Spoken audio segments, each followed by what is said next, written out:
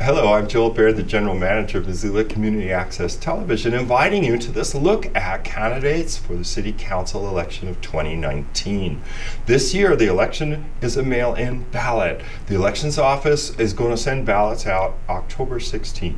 So if it's beyond October 16th, you do not have a large envelope in the mailbox from the Missoula County Elections Office, please call them so you can participate in our local democracy. The number is 258-4751, and they're going to let you know how you can participate in this election. Well, I'd like to welcome Amber Sherrill. She's in the studio. Thank you. Thanks for having me. Taking the time. Amber is a candidate for Ward 4. And Amber, as you know, I invited all the candidates to come here to the old MCAT garage, where it's a little quieter, you see, than those public forums. Yeah. So I wanted people to have opportunity just to get to know the candidates on a little more intimate basis, being here in the garage. Yeah, I love that. Thank you. So same question for everyone. Here's your first one. What had inspired you to seek office? So, most recently I was an interim executive director for Five Valleys Land Trust, and I was asked to step in and run the 2018 Open Space Bond campaign. And, I'd been involved in Five Valleys for many, many years, over a decade. And as I was running that campaign and as I was reaching out to different groups and collaborating with different groups in the city and in the county, it really came to my attention how many competing issues we have right now. And I feel like we're at this time, that kind of a critical time, with population growth, with climate change mitigation, with affordable housing, with really our housing prices not keeping up with our wages. So I just feel like there's so many competing issues, conservation, of course, being a piece of that. And, land is a finite resource. And I think that is a big piece of this as well. So,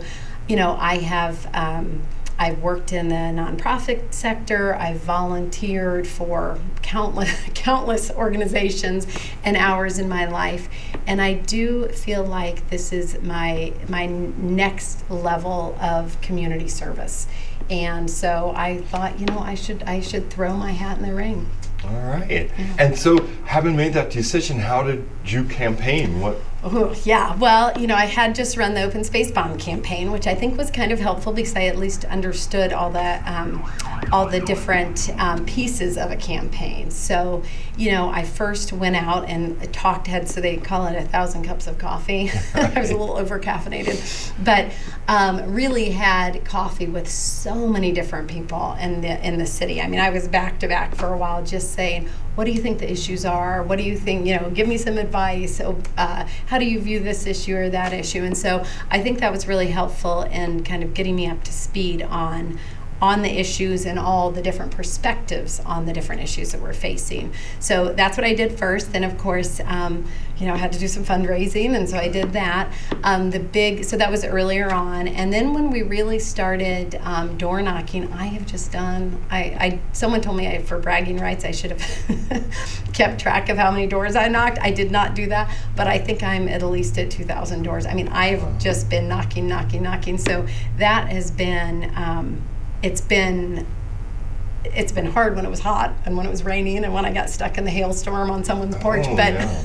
But I also think that it was so important for me to not just be talking to, the head of NGOs, around the community and people that were in the political realm, but really talking to constituents and saying, what matters to you? And so I think that was a big part of the campaign, but it was also really a big part of what I kept calling a survey of the ward. And so that's just been a piece of it. And then we've done a lot of this, a lot of different interviews. I'm doing one on KGVO tomorrow morning, a second one on KGVO.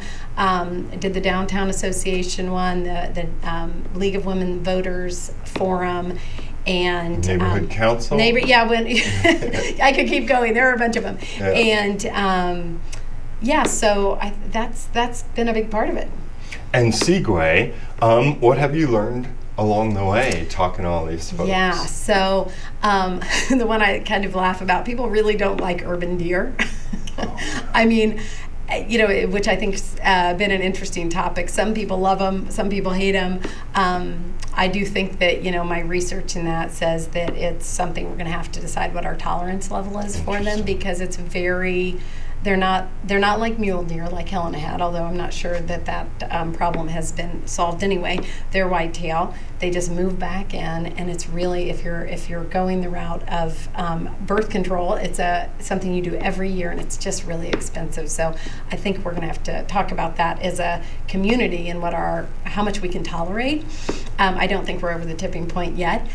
Certainly people are worried about snow plowing and about roads, but I would say that really the main complaint is that our property taxes have been going up at an unsustainable rate, especially for those on a fixed income. So while everyone's happy that their property values have been going up, the property tax is going up, especially when you have a fixed income and, when you're a young family with 2 bread earners. And, so I think that that's been a big piece of it, is people are really worried about the property taxes.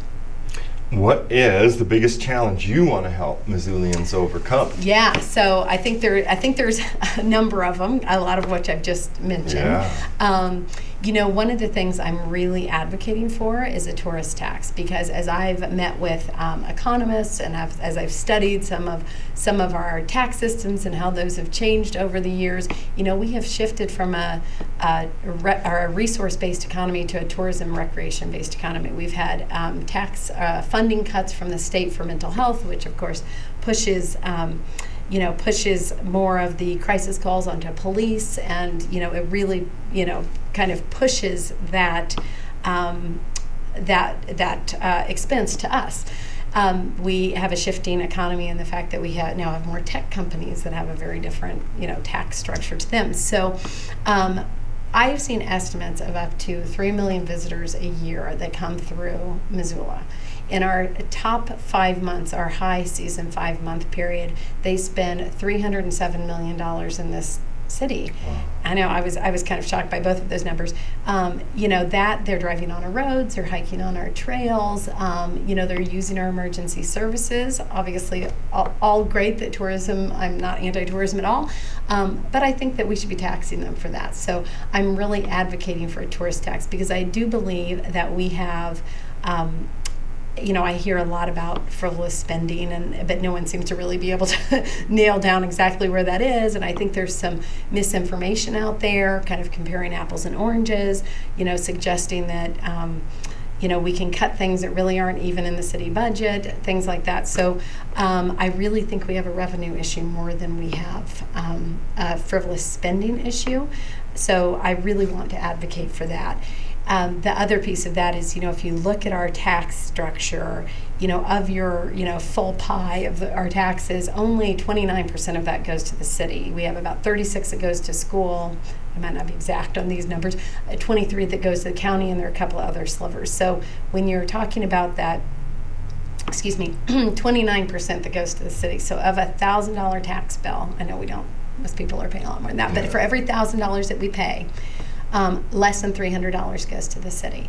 Of that $300, we already have, just to fund police and fire, they're always between 50 to 60%. I think they were 53% last year. So you have over 150 of that 300 that goes to the city that's just going to police and fire. You add roads in there, it's 70% of that 300. There's just so little that we can do anything with. So to make real differences in our tax structure. So that's something I'm absolutely advocating for. And that's something that has to be undertaken at the state level. There are a couple different ways to do it. So the problem with us just putting it out to the voters right now is that there is a cap on the size of town or year-round residents that can institute this, which is why Whitefish and Yellowstone do it and are just going gangbusters with it. But we're too big. So we can lobby the legislature. I know lots of cities and counties around the state, because this is not a Missoula issue, this is a statewide issue. Roundup went and testified for it, Great Falls went and testified for it. So that we need a new tax structure. So testifying for changes in the tax structure. So Anyway, so we can lobby the legislature. The other is a citizen initiative. So that is basically ends up being a big signature campaign. So there are two ways to get it on the ballot. None will be immediate, but I think it's more of a long-term fix than trying to cut, necessary services that, people want more of, not less of, is what I'm definitely finding at the doors.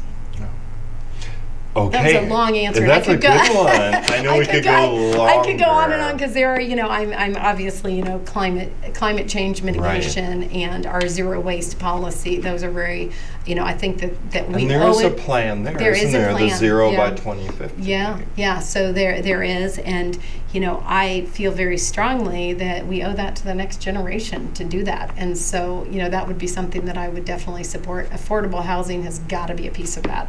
We can't be a town that our workers are living an hour away, and I think we're getting at that tipping point. And so I'm definitely, as a candidate, looking forward to, we have the affordable housing policy, but in that it's, if you've taken a look at it, there are a lot of policies, but there are probably over 25 either policy changes or code changes that are going to go along with implementing that. So I always think the devil is in the details of everything, and you need to understand what the domino effects of instituting one policy would be, and the wait, ecosystem idea. Yeah, exactly. They're all intertwined, and so I'm really interested in taking a look at those policies and reaching out again to other organizations and seeing if they see any negative downstream effects and getting some of those implemented, because we need to deal with our affordable housing issue, or we're gonna tip too far toward where Bozeman is.